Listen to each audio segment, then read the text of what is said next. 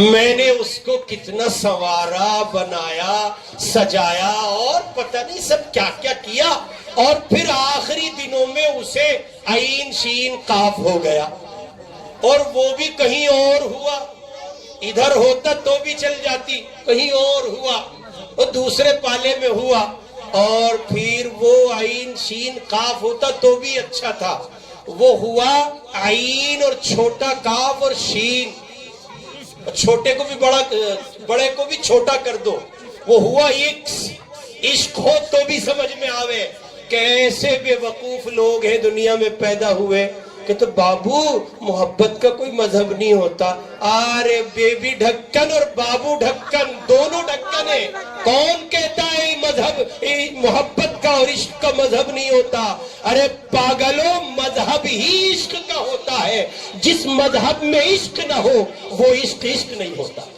کس باولوں نے، کن پاگلوں نے آپ کو سمجھائی یہ گتھی جو آپ سلجھا نہیں پا رہے ہو؟ کون آپ کے ذہن میں ڈال گیا یہ بات؟ نہ بابو، تمہارا دین تمہارے ساتھ، ہمارا ایک ہی چوکھٹ پہ رکھیں گے ہم، تمہارے رام بھی اور میرے رحیم بھی۔ وارے پپو خوش ہوا پھر رہا نہ، یہ سب فضول باتیں، بے وقوفی کی علامتیں ہیں۔ سنیے، زمین کا کوئی مذہب اسے قبول نہیں کرتا، صرف نظر اس کے مذہب حق ہے یا باطل۔ مذہب اپنی حدود رکھتا ہے، باطل ہے یا حق ہے، اس سے بحث نہیں۔ مذہب کسی توہری پالیسی کو اختیار کرنے کی اجازت نہیں دیتا۔ یہ تو نفس پرستی ہے، یہ تو بابو کا پیچھا دانگ لینا ہے کہ صاحب جیسے آپ کہیں ویسے چل رہے ہیں۔ اور آپ نے پھر ان کو دیکھا جن کی زندگیاں بابوؤں کے پیچھے گزرتی ہے، فلم اسٹاروں کو دیکھ کر، تو پھر فیصلہ کریں۔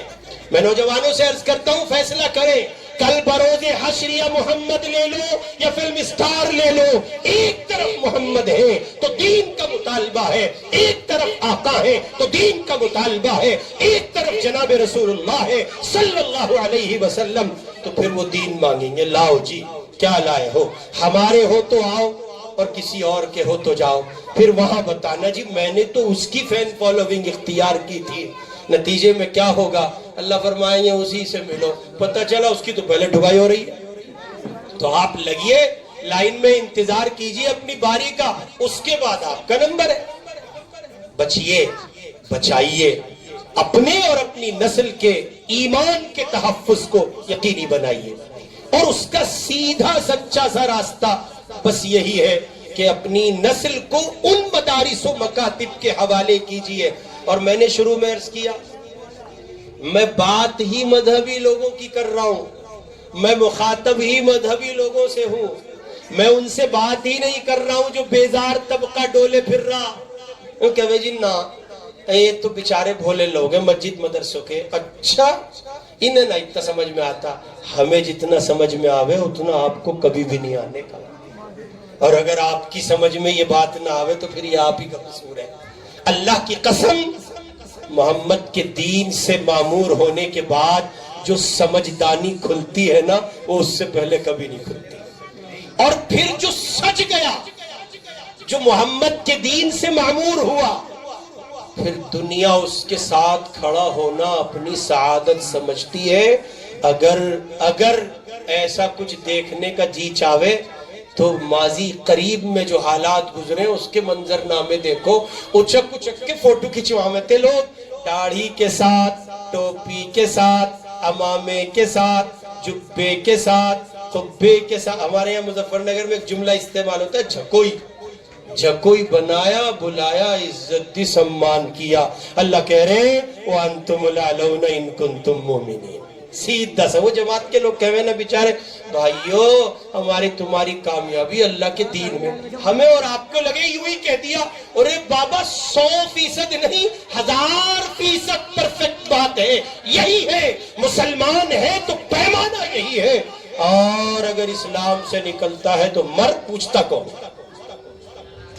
اس لیے عرض کر رہے ہیں، بات ہی مذہبی لوگوں سے ہے، سیدھے سمپل۔ اور آپ سے سوال پوچھتا ہوں، آپ کا مذہب کیا ہے؟ بتاؤ، زور سے بول کے بتاؤ، اور زور سے بولو۔ مسلمان ہونا مذہب اسلام ہے نا؟ قرآن کو ضروری سمجھتے ہو؟ اجی بولو، ضروری سمجھتے ہو؟ جب قرآن کو ضروری سمجھتے ہو تو قرآن جہاں سکھایا جاتا ہے وہ آٹومیٹکلی ضروری ہو جاتا ہے. بات یہاں سے نکلی وہ استاد محترم وہ کہنے لگے اچھا پھر کہ جی میں نے اسے بہت اعلیٰ تعلیم یافتہ بنایا، پھر اسے عشق ہو گیا اور پھر وہ لے کے چلا گیا، ایک ہی اولاد تھی، اماں اس کے فراق میں مر گئی، اور سہارنپور میں میرے کئی بڑے مکانات ہیں اور میں خود ایک سرکاری ریٹائرڈ گورنمنٹ سرونٹ ہوں، مگر مسئلہ یہ ہے کہ خاک چھانتا ہوں، گھر کی روٹی نصیب نہیں. استاد محترم نے بڑے سرد لہجے میں فرمایا اچھا چاچا بتاؤ تم نے اپنے بچے کو کچھ دین بھی سکھایا تھا؟ اوئے بجلی دوڑ گئی بڑے میاں پر، قیامت برپا ہوئی، سلم گئے ایسے جیسے کسی اور جہان کے مسافر ہوں. اور پھر بڑے مدھم لہجے میں کہا حضرت مولانا صاحب بس یہی ایک خطا ہوئی. تو کہا بابا اب اس خطا پر روئیے، سر دھنیے، گڑ گڑائیے، اللہ سے مانگیے وہ کچھ کرے تو کرے، بصورت دیگر کچھ ممکن نہیں. اس لیے کہ جس علم کی منزلیں یہ طے کرتی آپ کیا ہے وہی اس کی جھولی میں نہ آ سکا، اور آپ کیا ہے یہ یہی بتاتا ہے جس کو دین محمد کہتے ہیں صلی اللہ علیہ وسلم. اس لیے ہم آپ کی خدمت میں عرض کرتے ہیں پہلے نمبر پر اپنی اولاد کے ایمان اور ایمان کے تحفظ کو یقینی بنانے کے لیے ایک باپ کا کلیدی جو کردار ہوتا ہے اس کو نبھائیے، ادا کیجئے. بچوں کو مسلمان بنائے رکھنے، بنے رہنے، قائم رہنے اور اسی حال میں اسلام پر مرنے کی ان کے اندر ایک روح پھونک دیجئے. وہ دوسروں کا سمان کریں، اکرام کریں، دیش کی ترقی، وطن کی تعمیر، ہندوستان کے مستقبل کو اونچا کرنے، اس کے فیوچر کو ڈیولپ کرنے کے لیے ہزار کوششیں کریں، مگر وہ اس بات سے کسی صورت راہ فرار اختیار نہ کریں کہ وہ مسلمان ہیں. اس لیے اس کے لیے ابھی سے محنت کی ضرورت ہے. وہ جو ہے نا وہ مقدس سرزمین کے لوگ، آپ کو لگتا ہے وہاں کے بچے کل پرسوں ترسوں میں اتنا ٹرینڈ ہو گئے کہ اسرائیل کی مخالف فوج کے سامنے کھڑے ہو کر حسبنا اللہ کے نعرے کو بلند کرتے؟ آپ کو لگتا ہے یہ دن 2 دن 4 دن کا کھیل ہے؟ نہیں، اس پر دہائیاں لگی ہیں. 1 نہیں 2 نہیں 3 نہیں 10 نہیں 20 نہیں 30 نہیں 40 نہیں، یوں کہیے تو بات بیجا نہیں، 1 صدی لگ گئی. مائیں سکھاتی چلی آ رہی ہیں، باپ پڑھاتے چلے آ رہے ہیں، مکتب میں یہی درس ہے، مدرسے میں یہی تعلیم ہے، امام مسجد کا خطبہ یہی ہے. تمہارا وجود اس وقت تک تمہارے لیے نہیں جب تک اقصی اور تمہاری زمین کی آزادی کا اعلان نہ کر دیا جائے. اور پھر اس کے لیے دن اور رات کوششیں ہیں، دن اور رات محنتیں ہیں. میرے آپ کے اکابر کے سینے میں بھی یہی آگ تھی اور ہندوستان میں یہی کچھ صورت رکھی رہی اس وقت تک جب تک ملک آزاد نہ ہوا. بار بار کہتے رہے شیخ الاسلام، بار بار کہتے رہے شیخ الہند، بار بار کہتے رہے یہی بات محمد علی جوہر، ابوالکلام آزاد اور حفظ الرحمان سیواروی، کفایت اللہ دہلوی اور فضل حق خیر آبادی، ہزار مشائخ ہیں، علماء ہیں، سب یہی بات کہتے رہے لوگوں اسلام پر قائم رہو، اولاد کو اسلام سے معمور و مزین رکھو اور اپنے وطن ہندوستان کی جہاد آزادی میں اس درجے شریک رہو کہ اس وقت تک تمہارا وجود تمہارا نہیں جب تک تمہارے وطن کی آزادی کا اعلان نہ کیا جائے اور یہ گورے انگریز یہاں سے بھاگ نہ جائے. وہی ہوا. ہمارے اکابر نے کوششیں کی، ہندوستان کے مسلمانوں اور برادران وطن نے اکٹھا مل کر مستقل ایک محنت کی، نتائج آپ کے سامنے.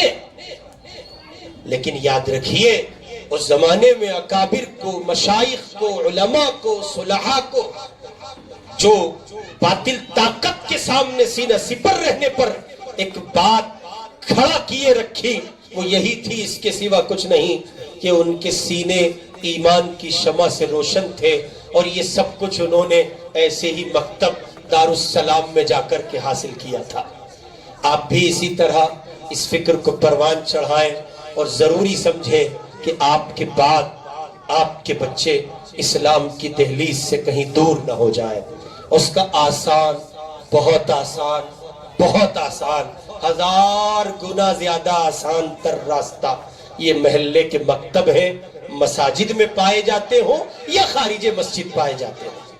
اور جہاں ایسا بڑھیا استاد مل جائے جسے خود فکر ہو، خود دھن ہو، پڑھانا نہ ملتے، اب نہ مل رہے، سچی اللہ کی قسم نہ مل رہے، ڈھونڈے نہ مل رہے، شارٹ ہے مارکیٹ میں، ہاتھ نہیں آ رہے، سارے مدرسے والے پریشان ہیں۔ ایسے لوگ مل جا جنہیں یہ جنون ہو، دھن ہو، اور بیماری کی حد تک دھن لگ گئی ہو کہ وہ ٹینشن میں ہے، میرے ایک بچے نے سبق نہیں سنایا، اس کا ایک کرے گیا، میں یہ میٹنگ میں آیا کیوں، اس کا ایک کرے گیا، اور وہ فکر کھائے جا رہی ہو، اوڑھنا یہی، بچھونا یہی، کھانے پر، لیٹنے پر، سونے پر، تمام تر تقاضوں پر یہی ایک بات غالب، میرے بچوں کا سبق نہیں ہوا، اس کا ایک کا، اس کا عبد الماجد کا پارا رہ گیا، اور وہ نالائق شرارت ہے، کوئی عبد الماجد نہیں ہے، کوئی نہیں ہے آپ کے مکتب میں، وہ نالائق رہ گیا اور میں اسے کوٹوں گا۔ استاد کے ذہن میں یہی سب فلم چل رہی ہے۔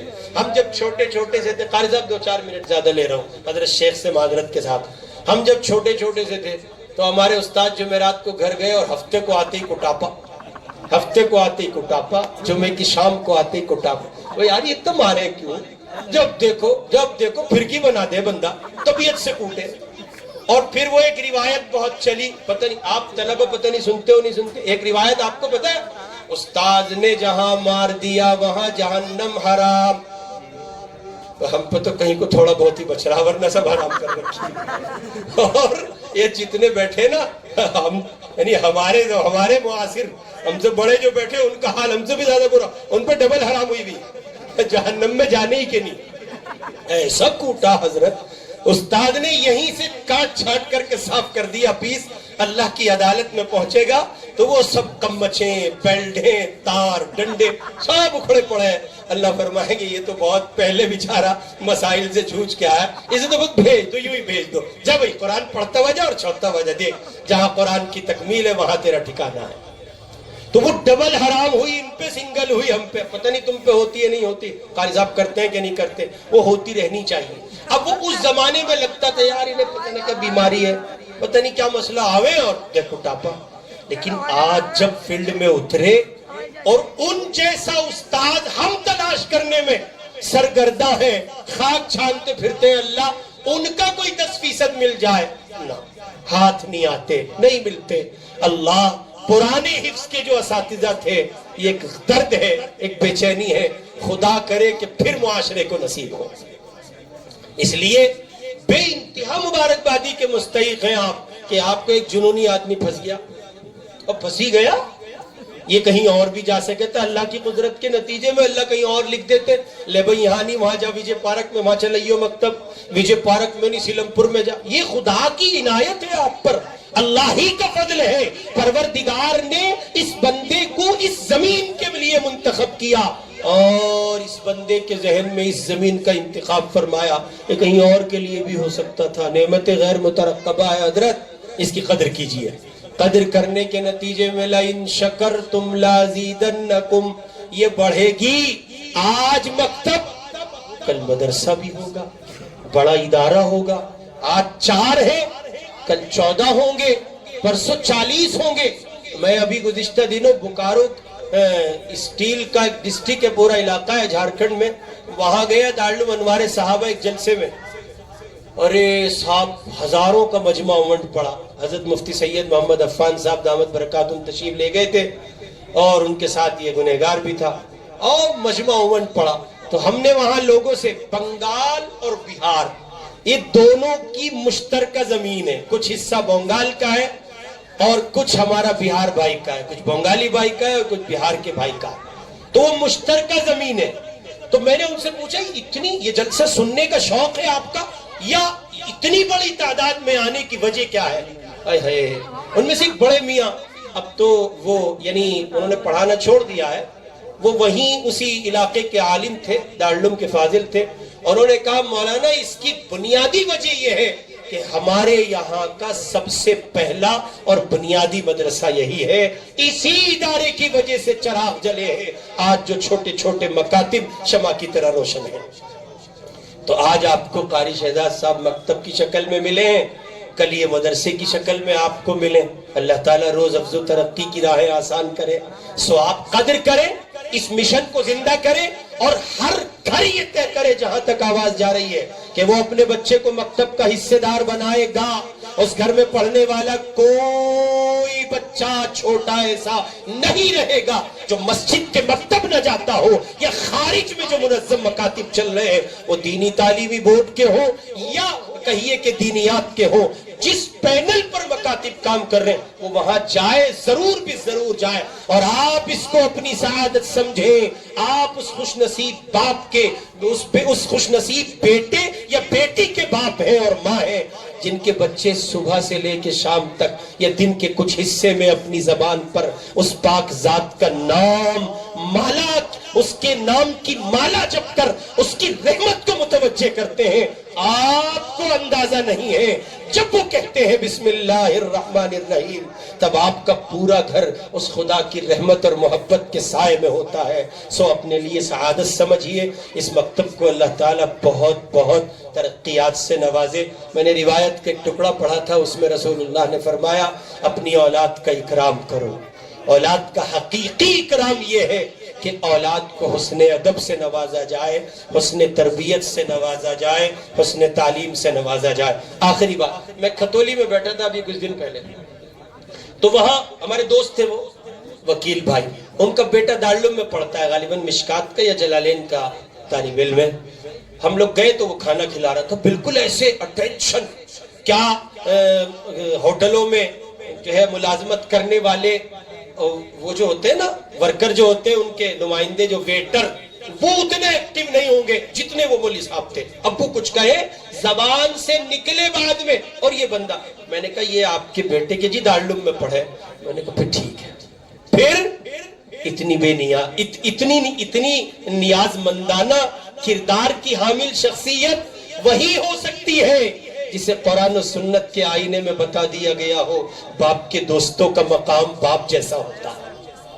اس لیے کسی اور کے لیے نہ صحیح. ہم تو دیکھیں معاشرے میں، دیکھیں صبح جا رہے بچے، صبح یہ ایک بھاگا جا رہا، یا تو بچے بھاگے آ رہے چھوٹے چھوٹے 54 58 12 50 چھوٹے چھوٹے سپاروں کی پیٹی ہاتھ میں، کہاں جا رہے؟ بخشوانے جا رہے. پلی گلی میں رفیق بھائی چل بسے. اچھا کیا ہوا؟ رفیق بھائی کے بچے کہاں ہیں؟ ارے وہ ان کا تو بس حافظ سے بات سیٹ ہو گئی تھی، ان کا بخشوانے جا رہے. کل ملا کے بات یہ ہے اب قرآن خوانی کرنے. اچھا بھائی ٹھیک ہے. ایک بھاگے جا رہا، تو کہاں جا رہا؟ میں مدرسے میں جا رہا ہوں، وہ میرے ابا کا انتقال ہو گیا، ان کا 10واں. اچھا قرآن بچے پڑھیں گے؟ ہاں بچے پڑھیں گے. اور تو کیا کرے گا؟ اے حافظ جی مجھے قرآن نہ آتا. ڈوب کے نہ مرے ایسی اولاد. ماتم ہے اس باپ پر بھی اور افسوس ہے اس بیٹے پر بھی. کیا اس باپ کو ملا اور کیا اس بیٹے کو ملا؟ پیچھے چھوڑ گیا تو وہ اولاد دو کلمے زبان سے ادا کر کے ثواب نہ پہنچا سکے، باپ کی قبر کی راحت کا سامان نہ بن سکے. آؤ یہ 4 خوش نصیب بھی ہے، مرتے سب کے ہیں، بچتا کسی کا کوئی نہیں. لیکن جب حافظ قرآن کا باپ مرنے کے قریب ہوتا ہے، وہ عالم نزا کی سختی بھی باپ کے لیے برداشت نہیں کرتا، فوراً زبان سے اللہ کے قرآن کی تلاوت کرتا ہے. ادھر وہ کہتا ہے بسم اللہ الرحمن الرحیم یاسین والقرآن الحکیم. ادھر اس نے اپنی زبان سے قرآن کی تلاوت کی، ادھر رحمت خداوندی متوجہ ہوئی، اور اللہ نے فرمایا بس کرو، رحم کرو اس پر، ایسے نکال دو اس کی روح کو جیسے مثال دے نا جی آٹے میں بال پڑا تھا، یوں نکالا ادھر کو ڈال دیا، پتہ ہی نہ چلا. بعد میں کہہ رہا وہ چاچا غفور کی موت اتنی آسان، ایسے بالکل یوں تھے یوں ہو گئے. چاچا غفور کے پیچھے جو عبد الغفور بیٹھا ہوا قرآن پڑھ رہا، اس کا اندازہ ہے آپ کو؟ اپنے پیچھے ایسا کچھ چھوڑو جو آپ کی قبر اور حشر اور دنیا اور آخرت کے سنوارنے کا سبب بن سکے. اللہ رب العزت والجلال ہمیں اور آپ کو، ہمارے آپ کے گھروں میں، ہمارے آپ کے پیچھے ایسی اولادیں میسر فرمائیں جن کو حافظ قرآن کہا جائے، عالم دین کہا جائے. بہت زیادہ مبارکبادی ان 4 ساتھیوں بچوں کے لیے، ان کے استاد محترم کے لیے، انتظامیہ کے لیے، ان نیتا جی کے لیے بھی 10,000 روپے دے گئے, نکل گئے چپکے سے. 10,000 کے آدمی نہیں تھے, زیادہ دینا چاہیے تھا, لیکن دے گئے. نیتا لوگ جتنے ہوشیار ہوتے ہیں حضرت کوئی نہیں ہوتا, وہ جانتے ہیں چونکہ 24 گھنٹے سبھاؤں کا کام ہوتا ہے کیسے نکل کے. بہرحال انہوں نے 10 دیے اور پیشگی دیے. مجھے اس پر بھی خوشی ہوئی, پیچھے بیٹھا ہوا منظر نامہ دیکھ رہا تھا, مجھے اس پر خوشی ہوئی کہ انہوں نے 10 دیے اور ماشاءاللہ پیش قدمی کی پہل کی انہوں نے. تو انہوں نے پہل کی. اب رعایا یعنی راجہ نے پہل کی تو پرجا کو اس کا خیال ویسے ہی کرنا چاہیے. ارے بھئی تمہارا کاؤنسلر ہے تو تمہیں اپنے کاؤنسلر کے پیچھے چلنا چاہیے, گلیاں بنوانی ہوں گی, لائٹیں لگوانی ہوں گی, جی 100 کام ہے. تو جیسے وہ کھڑے ہوئے ویسے آپ بھی کھڑے رہیے, تعاون کی ایک شکل. جیسے یہ 4 بچے پڑھے ویسے آپ بھی اپنے بچے بھیجیے, تعاون کی ایک شکل. اور اگر ان میں سے کچھ بھی نہ ہو سکے تو یہ نکلتے پڑھتے قاری شہزاد کبھی ادھر کو جا رہے کبھی ادھر کو جا رہے, انہیں محبت سے دیکھتے رہو, ڈنڈا نہ بجنے کا قیامت میں. اللہ اس پہ بھی کرم کریں گے. قاری شہزاد کو محبت کی نگاہ سے دیکھنے پر مغفرت, کیوں؟ ان کی نسبت قرآن سے ہے.